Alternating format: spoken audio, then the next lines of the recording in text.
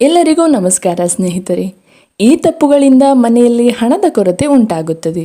ಶೀಘ್ರದಲ್ಲಿ ಈ ವಾಸ್ತು ಸಲಹೆಗಳನ್ನು ಅಳವಡಿಸಿಕೊಳ್ಳಿ. ನೀವು ಜೀವನದಲ್ಲಿ ಹಣ ಸಂಪಾದಿಸಲು ತುಂಬ ಕಷ್ಟಪಟ್ಟು ಶ್ರಮಿಸುವವರಾಗಿದ್ದರೆ, ಆದರೂ ಸಹ ನಿಮಗೆ ಜೀವನದಲ್ಲಿ ಯಶಸ್ಸು ಸಿಗದಿದ್ದರೆ ಈ ವಿಡಿಯೋವನ್ನು ಸಂಪೂರ್ಣವಾಗಿ ನೋಡಿ. ಒಮ್ಮೆ ಇದನ್ನು ನೋಡಿದರೆ ನಿಮ್ಮ ಅದೃಷ್ಟ ಬದಲಾಗಬಹುದು. ಏಕೆಂದರೆ ಈ ವಿಡಿಯೋದಲ್ಲಿ ನಾವು ದೈನಂದಿನ ಜೀವನದಲ್ಲಿ ಮಾಡುವ ಕೆಲವು ತಪ್ಪುಗಳ ಬಗ್ಗೆ ಹೇಳಿದ್ದೇವೆ. ಇದರಿಂದ ನಮ್ಮ ಮನೆಯಲ್ಲಿ ಯಾವಾಗಲೂ ಹಣದ ಕೊರತೆ ಉಂಟಾಗುತ್ತದೆ. ಬನ್ನಿ, ನೀವು ಕೂಡ ವಾಸ್ತುಶಾಸ್ತ್ರದ ಈ ತಪ್ಪುಗಳನ್ನು ಮಾಡುತ್ತಿರಬಹುದೇ ಎಂದು ನೋಡೋಣ. ನೀವು ಮನೆಯಲ್ಲಿ ವಾಸ್ತುಶಾಸ್ತ್ರಕ್ಕೆ ಸಂಬಂಧಿಸಿದ ಕೆಲವು ತಪ್ಪುಗಳನ್ನು ಮಾಡುತ್ತಿದ್ದರೆ ಅದರಿಂದ ನಿಮಗೆ ತುಂಬ ತೊಂದರೆಯಾಗಬಹುದು. ನೀವು ಸಾಲದಲ್ಲಿ ಮುಳುಗಬಹುದು ಮತ್ತು ಮನೆಯಲ್ಲಿ ಬಡತನ ಬರಬಹುದು. ಆದ್ದರಿಂದ ಕೆಳಗೆ ನೀಡಲಾದ ವಾಸ್ತು ಸಲಹೆಗಳನ್ನು ತಕ್ಷಣವೇ ಅಳವಡಿಸಿಕೊಂಡರೆ ನಿಮ್ಮ ಎಲ್ಲ ಸಮಸ್ಯೆಗಳಿಗೂ ಪರಿಹಾರ ತಿಳಿಯುತ್ತದೆ. 1. ಮನೆಯಲ್ಲಿ ವಸ್ತುಗಳನ್ನು ಸರಿಯಾಗಿ ಇಡಿ. ನೀವು ನಿಮ್ಮ ಬಟ್ಟೆ, ಚಪ್ಪಲಿ, ಶೂಗಳು ಮುಂತಾದ ವಸ್ತುಗಳನ್ನು ಮನೆಯಲ್ಲಿ ಎಲ್ಲೆಂದರಲ್ಲಿ ಬಿಸಾಡಿದರೆ ಇದು ತುಂಬ ದೊಡ್ಡ ತಪ್ಪು. ಏಕೆಂದರೆ ಇದರಿಂದ ಲಕ್ಷ್ಮೀ ದೇವಿಯು ಕೋಪಗೊಳ್ಳುತ್ತಾಳೆ. ಇದರಿಂದ ನಿಮ್ಮ ಮನೆಯಲ್ಲಿ ಹಣದ ಕೊರತೆ ಉಂಟಾಗಬಹುದು. 2. ಮನೆಯಲ್ಲಿ ಒಡೆದ ಚಿತ್ರಗಳನ್ನು ಇಡಬೇಡಿ. ಒಡೆದ ಚಿತ್ರಗಳನ್ನು ಮನೆಯಲ್ಲಿ ಇಡಬಾರದು ಎಂದು ನೀವು ಕೇಳಿರಬಹುದು. ಇದರಿಂದ ಕುಟುಂಬ ಸಂಬಂಧಗಳಲ್ಲಿ ಒಡಕು ಉಂಟಾಗುತ್ತದೆ ಮತ್ತು ವಿವಾದಗಳ ಸಾಧ್ಯತೆ ಇರುತ್ತದೆ. ಆದ್ದರಿಂದ ನಿಮ್ಮ ಮನೆಯಲ್ಲಿ ಒಡೆದ ಚಿತ್ರಗಳಿದ್ದರೆ ಅವುಗಳನ್ನು ತಕ್ಷಣವೇ ತೆಗೆದುಹಾಕಿ. 3. ಮನೆಯ ಮುಖ್ಯದ್ವಾರದಲ್ಲಿ ಕತ್ತಲೆ ಇರಬಾರದು. ನಿಮ್ಮ ಮನೆಯ ಮುಖ್ಯದ್ವಾರದಲ್ಲಿ ಕತ್ತಲೆ ಇದ್ದರೆ ಅದು ತುಂಬ ಅಶುಭವಾಗಿದೆ. ಮುಖ್ಯದ್ವಾರದಲ್ಲಿ ಕತ್ತಲೆ ಇದ್ದರೆ ಚೆನ್ನಾಗಿ ನಡೆಯುತ್ತಿರುವ ಕೆಲಸಗಳು ಕೂಡ ಕೆಡಬಹುದು. ಇದರಿಂದ ತುಂಬ ಕಷ್ಟಪಟ್ಟರೂ ಕೆಲವು ಕೆಲಸಗಳಲ್ಲಿ ಯಶಸ್ಸು ಸಿಗದಿರಬಹುದು. ಮುಖ್ಯದ್ವಾರವು ಸಕಾರಾತ್ಮಕ ಶಕ್ತಿಯು ಮನೆಗೆ ಪ್ರವೇಶಿಸುವ ಸ್ಥಳವಾಗಿದೆ. ಆದ್ದರಿಂದ ಮುಖ್ಯದ್ವಾರದ ಮುಂದೆ ಯಾವಾಗಲೂ ಸ್ವಚ್ಛತೆ ಇರಬೇಕು. ಬೆಳಗ್ಗೆ ಎದ್ದ ನಂತರ ಮೊದಲಿಗೆ ಮನೆಯ ಮುಖ್ಯದ್ವಾರವನ್ನು ಕೆಲವು ಸಮಯ ತೆರೆದಿಡಬೇಕು ಮತ್ತು ಗುಡಿಸಬೇಕು. ಮುಖ್ಯದ್ವಾರವನ್ನು ಸ್ವಚ್ಛವಾಗಿಟ್ಟರೆ ಲಕ್ಷ್ಮೀ ದೇವಿಯು ಮನೆಗೆ ಪ್ರವೇಶಿಸುತ್ತಾಳೆ ಮತ್ತು ಸುಖ ಸಮೃದ್ಧಿಯು ಬರುತ್ತದೆ. 4. ಬಾಗಿಲು ಮತ್ತು ಕಿಟಕಿಗಳನ್ನು ಸಂಪೂರ್ಣವಾಗಿ ತೆರೆದಿಡಬೇಡಿ. ಮನೆಯಲ್ಲಿ ಎಂದಿಗೂ ಬಾಗಿಲು ಮತ್ತು ಕಿಟಕಿಗಳನ್ನು ಸಂಪೂರ್ಣವಾಗಿ ತೆರೆದಿಡಬಾರದು. ಇದರಿಂದ ಮನೆಯಲ್ಲಿ ಒಡಕು ಮತ್ತು ನಕಾರಾತ್ಮಕ ಶಕ್ತಿಯ ಪ್ರವೇಶವಾಗಬಹುದು. 5. ಬಾವಲಿಯ ಆವಾಸ ಅಶುಭ. ವಾಸ್ತುಶಾಸ್ತ್ರದ ಪ್ರಕಾರ ಮನೆಯಲ್ಲಿ ಬಾವಲಿಯ ಆವಾಸವು ಅಶುಭವೆಂದು ಪರಿಗಣಿಸಲಾಗುತ್ತದೆ. ಇದರಿಂದ ಮನೆಯಲ್ಲಿ ಯಾವಾಗಲೂ ವಾಸ್ತು ದೋಷ ಉಂಟಾಗುತ್ತದೆ. ಆದ್ದರಿಂದ ಬಾವಲಿಗಳಂತಹ ಪಕ್ಷಿಗಳು ಮನೆಗೆ ಬಾರದಂತೆ ಉಪಾಯವನ್ನು ಮಾಡಬೇಕು. 6. ರಾತ್ರಿಯ ಸಮಯದಲ್ಲಿ ಈ ವಸ್ತುಗಳನ್ನು ಬಳಸಬೇಡಿ. ವಾಸ್ತುಶಾಸ್ತ್ರದ ಪ್ರಕಾರ ರಾತ್ರಿಯ ಸಮಯದಲ್ಲಿ ಸುಗಂಧ ದ್ರವ್ಯಗಳಂತಹ ವಸ್ತುಗಳನ್ನು ಬಳಸಬಾರದು. ಏಕೆಂದರೆ ತೀವ್ರವಾದ ಸುಗಂಧವು ಮನೆಯಲ್ಲಿ ನಕಾರಾತ್ಮಕ ಶಕ್ತಿಗೆ ಕಾರಣವಾಗಬಹುದು. 7. ನೀರನ್ನು ವ್ಯರ್ಥ ಮಾಡಬೇಡಿ. ಕೆಲವರಿಗೆ ನೀರಿನ ಟ್ಯಾಪ್ ತೆರೆದಿಟ್ಟು ನೀರನ್ನು ಹರಿಯಲು ಬಿಡುವ ಅಭ್ಯಾಸವಿರುತ್ತದೆ. ವಾಸ್ತುಶಾಸ್ತ್ರದ ಪ್ರಕಾರ ಇದು ಅಶುಭವಾಗಿದೆ. ಇದರಿಂದ ಆರೋಗ್ಯ ಸಂಬಂಧಿತ ಸಮಸ್ಯೆಗಳು ಎದುರಾಗಬಹುದು ಮತ್ತು ಮಾನಸಿಕವಾಗಿಯೂ ದುರ್ಬಲರಾಗಬಹುದು. ಮನೆಯಲ್ಲಿ ನೀರಿನ ಹರಿವು ದಕ್ಷಿಣ ದಿಕ್ಕಿನ ಕಡೆಗೆ ಇದ್ದರೆ ಹಣವು ಎಂದಿಗೂ ನಿಲ್ಲದೇ ಇರಬಹುದು. ಇದರಿಂದ ಕೆಲಸಗಳು ಕೆಡಬಹುದು ಮತ್ತು ಕೆಲಸಗಳು ತಡವಾಗಬಹುದು. ಧನ ನಷ್ಟವಾಗಬಹುದು. ನೀರಿನ ಹೊರಹರಿವಿಗೆ ಉತ್ತರ ದಿಕ್ಕು ಶ್ರೇಷ್ಠವೆಂದು ಪರಿಗಣಿಸಲಾಗುತ್ತದೆ. ಈ ದಿಕ್ಕಿನಲ್ಲಿ ನೀರಿನ ಹೊರಹರಿವಿನಿಂದ ಧನ ಮತ್ತು ಗೌರವದಲ್ಲಿ ವೃದ್ಧಿಯಾಗುತ್ತದೆ ಮತ್ತು ಕೆಲಸಗಳಲ್ಲಿ ಯಾವುದೇ ತೊಂದರೆ ಉಂಟಾಗುವುದಿಲ್ಲ. ಕೆಲವೊಮ್ಮೆ ಕೆಲವರ ಮನೆಯಲ್ಲಿ ಟ್ಯಾಪ್ ಸೋರಿಕೊಂಡಿರುತ್ತದೆ. ಇದನ್ನು ಒಳ್ಳೆಯದೆಂದು ಪರಿಗಣಿಸಲಾಗುವುದಿಲ್ಲ. ಟ್ಯಾಪ್ ಸೋರಿಕೆಯು ಧನ ನಷ್ಟವನ್ನು ಸೂಚಿಸುತ್ತದೆ. ನಿಮ್ಮ ಮನೆಯಲ್ಲಿ ಯಾವುದೇ ಟ್ಯಾಪ್ ಒಡೆದಿದ್ದರೆ ಅದನ್ನು ತಕ್ಷಣವೇ ಸರಿಪಡಿಸಿ. ಟ್ಯಾಪ್ ಸೋರಿಕೆಯು ವಾಸ್ತುಶಾಸ್ತ್ರದಲ್ಲಿ ತುಂಬ ಅಶುಭವೆಂದು ಪರಿಗಣಿಸಲಾಗುತ್ತದೆ. ಮನೆಯಲ್ಲಿ ನೀರನ್ನು ವ್ಯರ್ಥವಾದಷ್ಟು ಧನ ನಷ್ಟವು ಅಷ್ಟೇ ಹೆಚ್ಚಾಗುತ್ತದೆ ಎಂದು ನಂಬಲಾಗುತ್ತದೆ. 8. ಬಾಗಿಲಿನ ಮುಂದೆ ಅಡಿಗೆ ಮಾಡುವ ಸ್ಥಳವಿರಬಾರದು.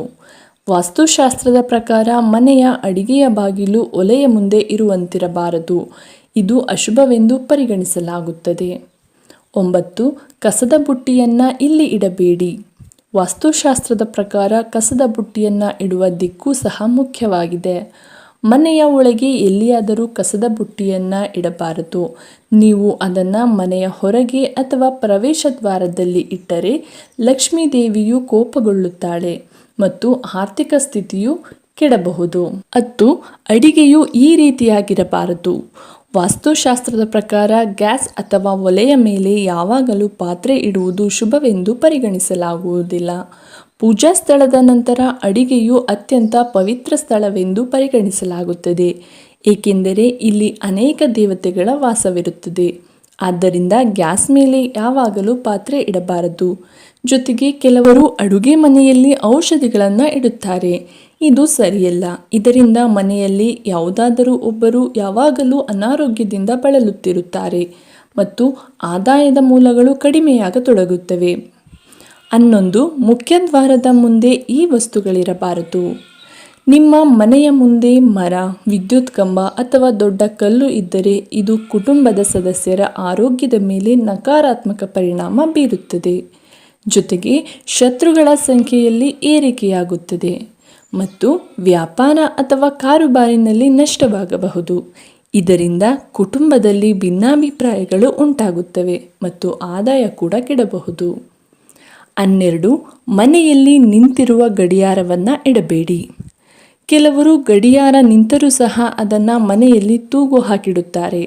ವಾಸ್ತುಶಾಸ್ತ್ರದ ಪ್ರಕಾರ ಇದು ತುಂಬ ಅಶುಭವಾಗಿದೆ ಮತ್ತು ಇದರಿಂದ ಆರ್ಥಿಕವಾಗಿ ತುಂಬ ನಷ್ಟವಾಗಬಹುದು. ನಿಂತಿರುವ ಗೋಡೆ ಗಡಿಯಾರವನ್ನು ತಕ್ಷಣಕ್ಕೆ ತೆಗೆದುಹಾಕಬೇಕು. ಇಲ್ಲದಿದ್ದರೆ ಇದು ನಿಮ್ಮ ಅದೃಷ್ಟಕ್ಕೆ ತಾಳ ಹಾಕಬಹುದು. ಅಂತೆಯೇ ಮನೆಯಲ್ಲಿ ಒಡೆದ ಅಥವಾ ನಿಂತಿರುವ ಗಡಿಯಾರವನ್ನು ಇಡಬಾರದು. ಇದರಿಂದ ನಿಮ್ಮ ಆದಾಯದ ಮೇಲೆ ಕೆಟ್ಟ ಪರಿಣಾಮ ಬೀರುತ್ತದೆ. 13. ಸಂಜೆಯ ಸಮಯದಲ್ಲಿ ಹಣವನ್ನು ಸಾಲವಾಗಿ ಕೊಡಬೇಡಿ. ಸಂಜೆಯ ಸಮಯದಲ್ಲಿ ಯಾರಾದರೂ ನಿಮ್ಮಿಂದ ಹಣವನ್ನು ಸಾಲವಾಗಿ ಕೇಳಿದರೆ ಕೊಡಬೇಡಿ. ಇತರರಿಗೆ ಸಹಾಯ ಮಾಡುವುದು ಒಳ್ಳೆಯದಾದರೂ ಬೆಳಗ್ಗೆ ಅಥವಾ ಸಂಜೆಯ ಸಮಯದಲ್ಲಿ ಹಣವನ್ನು ಸಾಲವಾಗಿ ಕೊಡಬಾರದು. ಇದರಿಂದ ಲಕ್ಷ್ಮೀ ದೇವಿಯು ಕೋಪಗೊಳ್ಳುತ್ತಾಳೆ ಮತ್ತು ನಿಮ್ಮ ಮನೆಯಿಂದ ಹೊರಟು ಹೋಗುತ್ತಾಳೆ. 14. ಮನೆಯಲ್ಲಿ ಒಡೆದ ದೇವತೆಯ ಮೂರ್ತಿಗಳನ್ನು ಇಡಬೇಡಿ. ಕೆಲವರು ಪೂಜಾ ಸ್ಥಳದಲ್ಲಿ ಒಡೆದ ಮೂರ್ತಿಯನ್ನು ಇಟ್ಟುಕೊಂಡು ಅದರ ಪೂಜೆಯನ್ನು ಮಾಡುತ್ತಾರೆ. ಇದು ಸಂಪೂರ್ಣವಾಗಿ ತಪ್ಪು. ವಾಸ್ತುಶಾಸ್ತ್ರದ ಪ್ರಕಾರ ಒಡೆದ ದೇವತೆಯ ಮೂರ್ತಿಗಳನ್ನು ಮನೆಯಲ್ಲಿ ಇಡಬಾರದು. ಮೂರ್ತಿಯು ಒಡೆದಿದ್ದರೆ ಅದನ್ನು ಹರಿಯುವ ನೀರಿನಲ್ಲಿ ವಿಸರ್ಜಿಸಬೇಕು. ಇದರಿಂದ ಮೂರ್ತಿಯ ದೋಷವು ತೊಲಗುತ್ತದೆ. 15.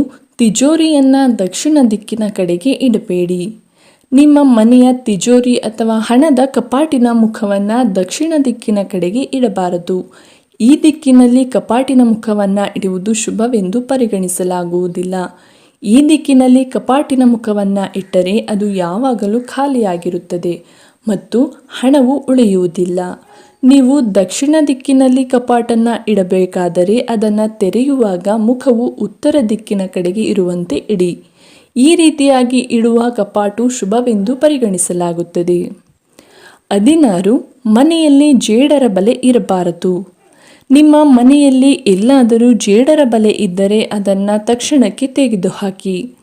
ಜೇಡರ ಬಲೆಯಿಂದ ನಿಮ್ಮ ಪ್ರಗತಿಗೆ ಅಡ್ಡಿಯಾಗುತ್ತದೆ. ಜೇಡರ ಬಲೆಯನ್ನು ನೋಡಿದರೆ ಆಲಸ್ಯವೆನಿಸುತ್ತದೆ ಮತ್ತು ಲಕ್ಷ್ಮೀ ದೇವಿಯ ವಾಸವು ಮನೆಯಲ್ಲಿ ಇರುವುದಿಲ್ಲ. ಲಕ್ಷ್ಮೀ ದೇವಿಯು ಸ್ವಚ್ಛತೆ ಇರುವ ಮನೆಯಲ್ಲಿ ವಾಸಿಸಲು ಇಷ್ಟಪಡುತ್ತಾಳೆ. ಆದ್ದರಿಂದ ಯಾವಾಗಲೂ ಮನೆಯಲ್ಲಿ ಸ್ವಚ್ಛತೆಯನ್ನು ಕಾಪಾಡಿಕೊಳ್ಳಬೇಕು. 17. ರಾತ್ರಿಯ ಸಮಯದಲ್ಲಿ ಸಿಂಕ್ನಲ್ಲಿ ಕೊಳಕು ಪಾತ್ರೆಗಳನ್ನು ಇಡಬೇಡಿ. ನಾವು ರಾತ್ರಿಯ ಸಮಯದಲ್ಲಿ ಕೊಳಕು ಪಾತ್ರೆಗಳನ್ನು ಸಿಂಕ್ನಲ್ಲಿ ಇಟ್ಟು ಬಿಡುತ್ತೇವೆ. ಇದರಿಂದ ನಕಾರಾತ್ಮಕ ಶಕ್ತಿಯು ರಾತ್ರಿ ಇಡೀ ಮನೆಯಲ್ಲಿ ಹರಡುತ್ತದೆ. ನಿಮ್ಮ ಮನೆಯಲ್ಲಿ ಈ ಅಭ್ಯಾಸವಿದ್ದರೆ ತಕ್ಷಣವೇ ಬದಲಾಯಿಸಿ. ಇದರಿಂದ ಧನ ನಷ್ಟವನ್ನು ತಪ್ಪಿಸಬಹುದು. 18. ಊಟದ ಟೇಬಲ್ ಈ ರೀತಿಯಾಗಿರಲಿ. ಗುಂಡಗಿನ ಅಥವಾ ಅಂಡಾಕಾರದ ಟೇಬಲ್ಗಿಂತ ಚೌಕಾಕಾರದ ಊಟದ ಟೇಬಲನ್ನು ಬಳಸಿ.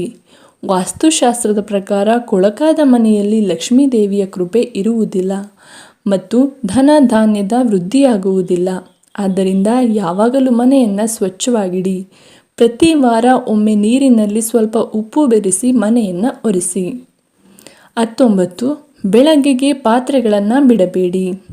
ರಾತ್ರಿ ಊಟದ ನಂತರ ಬೆಳಗ್ಗೆಗೆ ಪಾತ್ರೆಗಳನ್ನು ತೊಳೆಯಲು ಬಿಡುವ ಅಭ್ಯಾಸವಿದ್ದರೆ ಇದು ತುಂಬ ಕೆಟ್ಟ ಅಭ್ಯಾಸವಾಗಿದೆ. ವಾಸ್ತುಶಾಸ್ತ್ರದ ಪ್ರಕಾರ ಇದರಿಂದ ಲಕ್ಷ್ಮೀ ದೇವಿಯು ಕೋಪಗೊಳ್ಳಬಹುದು. ಇದರಿಂದ ನಿಮ್ಮ ಆರ್ಥಿಕ ಸ್ಥಿತಿಯ ಮೇಲೆ ಪರಿಣಾಮ ಬೀರಬಹುದು. 20. ಸಂಜೆಯ ಸಮಯದಲ್ಲಿ ಗುಡಿಸುವುದರಿಂದ ಧನ ನಷ್ಟವಾಗಬಹುದು. ವಾಸ್ತುಶಾಸ್ತ್ರದ ಪ್ರಕಾರ ರಾತ್ರಿಯ ಸಮಯದಲ್ಲಿ ಗುಡಿಸುವುದರಿಂದ ಮನೆಯಲ್ಲಿ ಬಡತನ ಬರುತ್ತದೆ ಮತ್ತು ಲಕ್ಷ್ಮೀ ದೇವಿಯು ಕೋಪಗೊಳ್ಳುತ್ತಾಳೆ. ಆದ್ದರಿಂದ ಈ ರೀತಿಯ ಅಭ್ಯಾಸವನ್ನು ತಪ್ಪಿಸಿ. ನಿಮ್ಮ ಮನೆಯಲ್ಲಿ ಆರ್ಥಿಕ ನಷ್ಟಕ್ಕೆ ಕಾರಣವಾಗಿರುವುದು ಈ ಅಭ್ಯಾಸವಾಗಿರಬಹುದು. ಇದನ್ನು ತಕ್ಷಣ ಬದಲಾಯಿಸಿ. 21. ಹಾಸಿಗೆಯ ಕೆಳಗೆ ಕೊಳಕು ಅಥವಾ ಕಸವನ್ನು ಇಡುತ್ತಾರೆ. ಇದು ತುಂಬ ತಪ್ಪು. ಈ ರೀತಿಯ ಅಭ್ಯಾಸವನ್ನು ತಕ್ಷಣ ಬದಲಾಯಿಸಿ. ಹಾಸಿಗೆಯ ಕೆಳಗೆ ಕೊಳಕನ್ನು ಇಡಬಾರದು ಮತ್ತು ಸ್ವಚ್ಛತೆಯನ್ನು ಕಾಪಾಡಿಕೊಳ್ಳಬೇಕು. ಒಡೆದ ಅಥವಾ ಹಳೆಯ ವಸ್ತುಗಳನ್ನು ಹಾಸಿಗೆಯ ಕೆಳಗೆ ಇಡಬಾರದು. ಇದರಿಂದ ವೈವಾಹಿಕ ಸಂಬಂಧಗಳಲ್ಲಿ ಕೂಡ ಕಹಿಯಾಗಬಹುದು. 22. ಒಡೆದ ಕನ್ನಡಿಯನ್ನು ಇಡಬೇಡಿ. ವಾಸ್ತುಶಾಸ್ತ್ರದ ಪ್ರಕಾರ ಮನೆಯಲ್ಲಿ ಒಡೆದ ಕನ್ನಡಿ, ಗಾಜು ಅಥವಾ ಯಾವುದೇ ಒಡೆದ ವಸ್ತುವನ್ನು ಇಡಬಾರದು. ಇದರಿಂದ ಮನೆಯಲ್ಲಿ ಸಕಾರಾತ್ಮಕ ಶಕ್ತಿಯು ಕಡಿಮೆಯಾಗುತ್ತದೆ ಮತ್ತು ನಕಾರಾತ್ಮಕ ಶಕ್ತಿಯು ಹರಡುತ್ತದೆ. 23. ಈ ದಿಕ್ಕಿನಲ್ಲಿ ಸ್ನಾನದ ಮನೆ ಇರಬಾರದು. ವಾಸ್ತುಶಾಸ್ತ್ರದ ಪ್ರಕಾರ ಸ್ನಾನದ ಮನೆಯು ಅಡಿಗೆ ಮನೆಯ ಮುಂದೆ ಇರಬಾರದು. ದಕ್ಷಿಣ ಪೂರ್ವ ಅಥವಾ ದಕ್ಷಿಣ ಪಶ್ಚಿಮ ದಿಕ್ಕಿನಲ್ಲಿ ಇರಬಾರದು. ಸ್ನಾನದ ಗೃಹವು ಯಾವಾಗಲೂ ಒದ್ದೆಯಾಗಿದ್ದರೆ ಸಾಲದ ಸ್ಥಿತಿಯು ಬರಬಹುದು ಮತ್ತು ರೋಗಗಳು ಉಂಟಾಗಬಹುದು. ಸ್ನಾನದ ಗೃಹವನ್ನು ಸ್ವಚ್ಛವಾಗಿಡಿ ಮತ್ತು ಸ್ನಾನದ ನಂತರ ಒದ್ದೆಯಾಗಿರದಂತೆ ನೋಡಿಕೊಳ್ಳಿ. ಇದರಿಂದ ವರ್ಣದೇವತೆಯು ಕೋಪಗೊಳ್ಳುವುದಿಲ್ಲ ಮತ್ತು ಧನ ನಷ್ಟವಾಗುವುದಿಲ್ಲ. 24. ಖಾಲಿ ಬಕೆಟನ್ನು ಇಡಬೇಡಿ. ಕೆಲವರಿಗೆ ಸ್ನಾನದ ಗೃಹದಲ್ಲಿ ಖಾಲಿ ಬಕೆಟನ್ನು ಇಡುವ ಅಭ್ಯಾಸವಿರುತ್ತದೆ. ಇದು ತುಂಬ ಅಶುಭವೆಂದು ಪರಿಗಣಿಸಲಾಗುತ್ತದೆ. ಇದು ಮನೆಯಲ್ಲಿ ನಕಾರಾತ್ಮಕ ಶಕ್ತಿಯ ಪ್ರವೇಶಕ್ಕೆ ಕಾರಣವಾಗಬಹುದು. 25. ಗಂಗಾಜಲವನ್ನು ಮನೆಯಲ್ಲಿ ಇಡಿ. ಮನೆಯಲ್ಲಿ ನವಿಲಿನ ಗರಿ ಮತ್ತು ಗಂಗಾಜಲವನ್ನು ಇಡಿ. ಇದು ಯಾವಾಗಲೂ ಮನೆಯಲ್ಲಿ ಸಕಾರಾತ್ಮಕ ಶಕ್ತಿಯನ್ನು ಆಕರ್ಷಿಸುತ್ತದೆ. 26. ಯಾವಾಗಲೂ ತಾಜಾ ಸಸ್ಯಗಳನ್ನು ಇಡಿ. ನಿಮ್ಮ ಕುಟುಂಬದ ಕೆಲವರ ಆರೋಗ್ಯ ಸರಿಯಿಲ್ಲದಿದ್ದರೆ ಮನೆಯಲ್ಲಿ ಸತ್ತ ಗಿಡಗಳು ಇರಬಹುದು. ವಾಸ್ತುಶಾಸ್ತ್ರದ ಪ್ರಕಾರ ಸತ್ತ ಸಸ್ಯಗಳನ್ನು ಅಥವಾ ಒಣಗಿದ ಸಸ್ಯಗಳನ್ನು ಇಡುವುದರಿಂದ ಆರೋಗ್ಯ ಸಮಸ್ಯೆಗಳು ಎದುರಾಗಬಹುದು. ಆದ್ದರಿಂದ ಸಸ್ಯಗಳಿಗೆ ಪ್ರತಿದಿನ ನೀರು ಹಾಕಿ ಅವುಗಳನ್ನು ತಾಜಾವಾಗಿಡಿ. 27. ಈ ರೀತಿಯ ಮೂರ್ತಿಗಳನ್ನು ಇಡಬೇಡಿ. ಮನೆಯ ದೇವರ ಮನೆಯಲ್ಲಿ ದೇವತೆಯ ಮೂರ್ತಿಗಳು ಅಥವಾ ಚಿತ್ರಗಳು ಒಂದಕ್ಕೊಂದು ಎದುರಾಗಿರುವಂತೆ ಇಡಬಾರದು. 28. ಒಣಗಿದ ಹೂವುಗಳನ್ನು ಇಡಬೇಡಿ. ಕೊಠಡಿಯಲ್ಲಿ ಒಣಗಿದ ಹೂವುಗಳನ್ನು ಇಡುವುದರಿಂದ ನಿಮ್ಮ ಅದೃಷ್ಟದ ಮೇಲೆ ನಕಾರಾತ್ಮಕ ಪರಿಣಾಮ ಬೀರಬಹುದು. ವಾಸ್ತುಶಾಸ್ತ್ರದ ಪ್ರಕಾರ ಒಣಗಿದ ಮರಗಿಡಗಳನ್ನು ಇಡಬಾರದು, ಏಕೆಂದರೆ ಇದರಿಂದ ಮನೆಯ ಆರೋಗ್ಯಕರ ವಾತಾವರಣವು ಕೆಡುತ್ತದೆ. ಸಸ್ಯಗಳಿಗೆ ನಿಯಮಿತವಾಗಿ ನೀರು ಹಾಕಿ ಅವು ಒಣಗಿದ್ದರೆ ತಕ್ಷಣ ಅವುಗಳನ್ನು ತೆಗೆದು ಹೊಸ ಸಸ್ಯಗಳನ್ನು ನೆಡಿ. 29. ಹಾಸಿಗೆಯ ಮೇಲೆ ಕುಳಿತು ಊಟ ಮಾಡಬೇಡಿ. ಹಾಸಿಗೆಯ ಮೇಲೆ ಕುಳಿತು ಊಟ ಮಾಡುವುದರಿಂದ ಲಕ್ಷ್ಮೀ ದೇವಿಯು ಮತ್ತು ಅನ್ನಪೂರ್ಣ ದೇವಿಯು ಕೋಪಗೊಳ್ಳುತ್ತಾಳೆ. ಇದರಿಂದ ಆರ್ಥಿಕ ಉನ್ನತಿಯು ತಡೆಯಾಗುತ್ತದೆ. 30. ಪ್ರವೇಶ ದ್ವಾರದಲ್ಲಿ ಈ ಮೂರ್ತಿಯನ್ನು ಇಡಿ. ಮನೆಯ ಮುಖ್ಯದ್ವಾರ ದಕ್ಷಿಣ ದಿಕ್ಕಿನಲ್ಲಿದ್ದರೆ ಪ್ರವೇಶ ದ್ವಾರದಲ್ಲಿ ಶ್ವೇತಾರ್ಕ ಗಣಪತಿಯ ಮೂರ್ತಿಯನ್ನು ಇಡಿ. 31. ಈ ಸ್ಥಳದಲ್ಲಿ ಗುಡಿಸುವ ಕಡ್ಡಿಯನ್ನು ಇಡಬೇಡಿ. ಗುಡಿಸುವ ಪೊರಕೆಯನ್ನು ಮನೆಯ ಉತ್ತರ ಪಶ್ಚಿಮ ಅಥವಾ ಪಶ್ಚಿಮ ಕೋಣೆಯಲ್ಲಿ ಇಡಬೇಕು. ಆದರೆ ಉತ್ತರ ಪೂರ್ವ, ಪೂರ್ವ, ದಕ್ಷಿಣ ಪೂರ್ವ ದಿಕ್ಕಿನಲ್ಲಿ ಅಥವಾ ಪೂಜಾ ಕೊಠಡಿಯಲ್ಲಿ ಗುಡಿಸುವ ಕಡ್ಡಿಯನ್ನು ಇಡಬಾರದು. ಒಡೆದ ಅಥವಾ ಹಳೆಯ ಗುಡಿಸುವ ಕಡ್ಡಿಯನ್ನು ಬಳಸಬಾರದು. ಕೆಲವರು ಗುಡಿಸುವ ಕಡ್ಡಿಯನ್ನು ಎಸೆದು ಬಿಡುತ್ತಾರೆ. ಇದು ತುಂಬ ತಪ್ಪು. ಗುಡಿಸುವ ಪೊರಕೆಯನ್ನು ಲಕ್ಷ್ಮೀ ದೇವಿಯ ಸ್ವರೂಪವೆಂದು ಪರಿಗಣಿಸಲಾಗುತ್ತದೆ. ಇದನ್ನು ಗೌರವದಿಂದ ಇಡಬೇಕು ಮತ್ತು ಬಳಕೆಯ ನಂತರ ಎಚ್ಚರಿಕೆಯಿಂದ ಇಡಬೇಕು. ಗುಡಿಸುವ ಪೊರಕೆಯನ್ನು ಹೊರಗಿನಿಂದ ಬಂದವರಿಗೆ ಕಾಣದಂತೆ ಇಡಬೇಕು. 32. ಸಂಜೆಯ ನಂತರ ಈ 5 ವಸ್ತುಗಳನ್ನು ದಾನ ಮಾಡಬೇಡಿ. ಸಂಜೆಯ ನಂತರ ಹಾಲು, ಮೊಸರು ಮತ್ತು ಉಪ್ಪಿನಂತಹ ವಸ್ತುಗಳನ್ನು ದಾನ ಮಾಡುವುದರಿಂದ ಆರ್ಥಿಕವಾಗಿ ನಕಾರಾತ್ಮಕ ಪರಿಣಾಮ ಬೀರಬಹುದು. 33. ಈ ದಿಕ್ಕಿನಲ್ಲಿ ಕಸ ಕಡ್ಡಿಗಳನ್ನು ಇಡಬೇಡಿ. ಮನೆಯ ಈಶಾನ್ಯ ಕೋಣೆಯಲ್ಲಿ ಭಾರವಾದ ವಸ್ತುಗಳು ಅಥವಾ ಕಸ ಕಡ್ಡಿಗಳನ್ನು ಇಡಬಾರದು. ಇದರಿಂದ ಆರ್ಥಿಕ ನಷ್ಟವಾಗಬಹುದು. ಉತ್ತರ ದಿಕ್ಕಿನ ಅಧಿದೇವತೆ ಕುಬೇರನಾಗಿದ್ದಾನೆ ಮತ್ತು ಈ ದಿಕ್ಕಿನ ಸ್ವಾಮಿಯು ಭೌತಿಕ ಸುಖ ಸೌಕರ್ಯಗಳ ಒಡೆಯ ಬುಧ ಗ್ರಹವಾಗಿದೆ. ಈ ದಿಕ್ಕನ್ನು ಕಸದ ಸ್ಥಳವನ್ನಾಗಿ ಮಾಡಿದರೆ ಧನ ನಷ್ಟವಾಗುತ್ತದೆ. ಈ ದಿಕ್ಕನ್ನು ಯಾವಾಗಲೂ ಸ್ವಚ್ಛವಾಗಿಡಿ. 34. ಗೃಹ ಪ್ರವೇಶದ ಸಮಯದಲ್ಲಿ ವಾಸ್ತು ದೇವತೆಯ ಪೂಜೆ ಮಾಡಿ. ಹೊಸ ಮನೆಯನ್ನು ಕಟ್ಟಿದಾಗ ಅಥವಾ ಖರೀದಿಸಿದಾಗ ಗೃಹ ಪ್ರವೇಶದ ಸಮಯದಲ್ಲಿ ವಾಸ್ತು ದೇವತೆಯ ಪೂಜೆಯನ್ನು ಖಂಡಿತವಾಗಿ ಮಾಡಿ. ನಕಾರಾತ್ಮಕ ಶಕ್ತಿಯು ಮನೆಗೆ ಪ್ರವೇಶಿಸದಂತೆ ಮುಖ್ಯ ದ್ವಾರದಲ್ಲಿ ಸ್ವಸ್ತಿಕ್ ಚಿಹ್ನೆಯನ್ನು ರಚಿಸಿ. ಬೆಳಗಿನ ಪೂಜೆಯ ಸಮಯದಲ್ಲಿ ಶಂಖವನ್ನು ಊದುವುದರಿಂದ ನಕಾರಾತ್ಮಕ ಶಕ್ತಿಯು ದೂರವಾಗುತ್ತದೆ. ಸುಖ, ಶಾಂತಿ ಮತ್ತು ಸಂತಾನ ಪ್ರಾಪ್ತಿಗಾಗಿ ಮುಖ್ಯ ದ್ವಾರದ ಎರಡೂ ಬದಿಗಳಲ್ಲಿ ಅಶೋಕ ಸಸ್ಯವನ್ನು ನೆಡಿ. ವಾಸ್ತು ದೋಷವನ್ನು ತೊಡೆದುಹಾಕಲು ಮುಖ್ಯ ದ್ವಾರದಲ್ಲಿ ಕಬ್ಬಿಣದಿಂದ ಮಾಡಿದ ಕುದುರೆಯ ನಾಲಿನ ಆಕಾರವನ್ನು ಇಡಿ. ಮನೆಯ ದಕ್ಷಿಣ ದಿಕ್ಕಿನಲ್ಲಿ ಪೂರ್ವಜರ ಚಿತ್ರಗಳನ್ನು ಇಡಿ. 35. ಮನೆಯ ಮುಖ್ಯಸ್ಥನ ಕೊಠಡಿಯ ದಿಕ್ಕು. ಮನೆಯ ಮುಖ್ಯಸ್ಥನ ಶಯನಗೃಹವು ದಕ್ಷಿಣ ಪಶ್ಚಿಮ ದಿಕ್ಕಿನಲ್ಲಿರುವುದು ಶುಭವೆಂದು ಪರಿಗಣಿಸಲಾಗುತ್ತದೆ. 36. ಈ ರೀತಿಯ ಟ್ಯಾಪ್ ಇರಬಾರದು. ಸ್ನಾನಗೃಹ, ಅಡಿಗೆ ಅಥವಾ ಮನೆಯ ಇತರ ಸ್ಥಳಗಳ ಟ್ಯಾಪ್ನಿಂದ ನೀರು ಸೋರಿಕೊಂಡಿರುವುದು ತುಂಬ ಅಶುಭವೆಂದು ಪರಿಗಣಿಸಲಾಗುತ್ತದೆ. ಇದನ್ನು ವಾಸ್ತುಶಾಸ್ತ್ರದಲ್ಲಿ ಗಂಭೀರ ದೋಷವೆಂದು ಪರಿಗಣಿಸಲಾಗುತ್ತದೆ. ಇದರಿಂದ ನಕಾರಾತ್ಮಕ ಶಕ್ತಿಯು ಮನೆಗೆ ಬರುತ್ತದೆ ಮತ್ತು ಧನದ ಅಪವ್ಯಯವಾಗುತ್ತದೆ. ಟ್ಯಾಪ್ನಿಂದ ನೀರು ಸೋರಿಕೊಂಡಿದ್ದರೆ ತಕ್ಷಣವೇ ಅದನ್ನು ಸರಿಪಡಿಸಿ. 37. ಮನೆಯನ್ನು ಸ್ವಚ್ಛವಾಗಿಡಿ. ಲಕ್ಷ್ಮೀದೇವಿಗೆ ಸ್ವಚ್ಛತೆ ಇಷ್ಟವಾಗುತ್ತದೆ. ಸ್ವಚ್ಛತೆ ಇರುವ ಮನೆಯಲ್ಲಿ ಲಕ್ಷ್ಮೀದೇವಿಯ ವಾಸವಿರುತ್ತದೆ ಮತ್ತು ಶ್ರೀವೃದ್ಧಿ ಆಗುತ್ತದೆ. ವಾಸ್ತುಶಾಸ್ತ್ರದ ಪ್ರಕಾರ ಆರ್ಥಿಕ ತೊಂದರೆಗಳನ್ನು ತೊಡೆದುಹಾಕಲು ಮನೆಯನ್ನು ಸ್ವಚ್ಛವಾಗಿಡಿ. ಪ್ರತಿದಿನ ಪೂಜೆ ಮಾಡಿ ಮತ್ತು ಶಂಖವನ್ನು ಇಡಿ. ಶಂಖದಲ್ಲಿ ನೀರನ್ನು ತುಂಬಿ ವಿಷ್ಣುವಿನ ಅಭಿಷೇಕವನ್ನು ನಿಯಮಿತವಾಗಿ ಮಾಡಿ. 38. ಹಣವನ್ನು ಎಣಿಕೆ ಮಾಡುವಾಗ ಈ ತಪ್ಪು ಮಾಡಬೇಡಿ. ಕೆಲವರಿಗೆ ಹಣವನ್ನು ಎಣಿಕೆ ಮಾಡುವಾಗ ಬೆರಳಿಗೆ ಉಗುಳನ್ನು ಒರೆಸಿಕೊಂಡು ಎಣಿಸುವ ಅಭ್ಯಾಸವಿರುತ್ತದೆ. ಇಂತಹ ತಪ್ಪನ್ನು ಎಂದಿಗೂ ಮಾಡಬಾರದು. ಇದರಿಂದ ಲಕ್ಷ್ಮೀದೇವಿಯು ಕೋಪಗೊಳ್ಳುತ್ತಾಳೆ. ಇದನ್ನು ಮಾಡುವವರಿಗೆ ಎಷ್ಟೇ ಹಣ ಸಂಪಾದಿಸಿದರೂ ಅದನ್ನು ಉಳಿಸಲಾಗುವುದಿಲ್ಲ. 39. ಕೈಚೀಲದಲ್ಲಿ ಅನಗತ್ಯ ವಸ್ತುಗಳನ್ನು ಇಡಬೇಡಿ. ಕೈಚೀಲವು ಹಣವನ್ನು ಇಡಲು ಮಾತ್ರವೇ ಆಗಿದೆ. ಆದರೆ ಕೆಲವರು ಕೈಚೀಲದಲ್ಲಿ ಹಣಕ್ಕಿಂತ ಹೆಚ್ಚಿನ ಅನಗತ್ಯ ವಸ್ತುಗಳನ್ನು ಇಡುತ್ತಾರೆ. ಇದನ್ನು ವಾಸ್ತುಶಾಸ್ತ್ರದಲ್ಲಿ ತಪ್ಪು ಎಂದು ತಿಳಿಸಲಾಗಿದೆ. ಕೈಚೀಲದಲ್ಲಿ ಹಣದ ಜೊತೆಗೆ ಅನಗತ್ಯ ಕಾಗದಗಳನ್ನು ಇಡಬಾರದು. 40. ಹಣವನ್ನು ಸರಿಯಾದ ದಿಕ್ಕಿನಲ್ಲಿ ಇಡಿ.